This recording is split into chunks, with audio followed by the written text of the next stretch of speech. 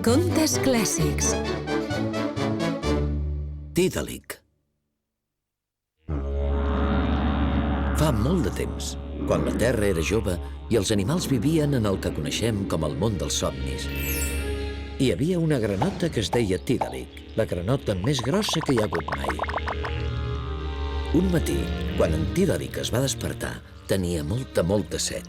Va acostar-se a un rierol que tenia a la vora i el va deixar completament sec. Després va anar al riu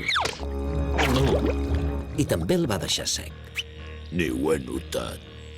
Què més puc veure? Després se'n va anar cap als estanys i amb uns quants globs enormes també els va fer desaparèixer. Semblava que res podia apagar la set d'en Tídalic. Va seguir bevent tota l'aigua que trobava.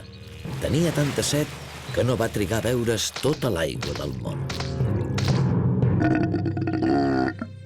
Amb la panxa plena, en Tídalic es va seure a l'ombra de la seva roca preferida i es va posar a dormir.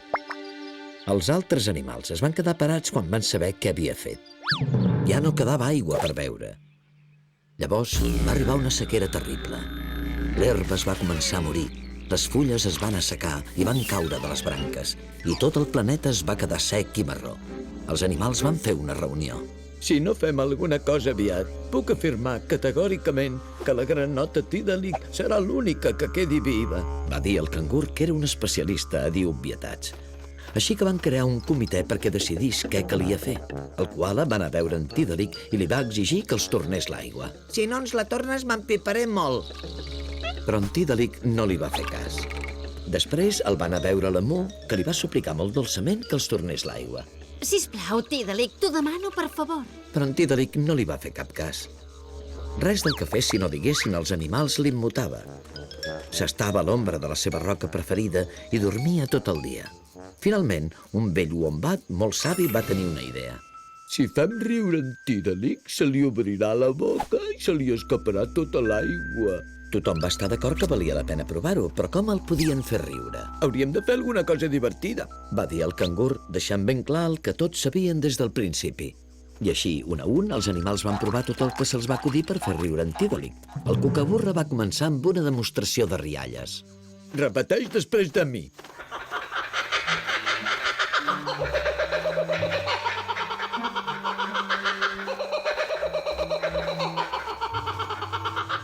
Tídalic només va deixar anar un rau caigualit. No va riure. L'opòssum va explicar a en Tídalic tots els millors acudits que sabia. Camí dels estanys va passar una cosa molt divertida. Però en Tídalic amb prou feines va somriure.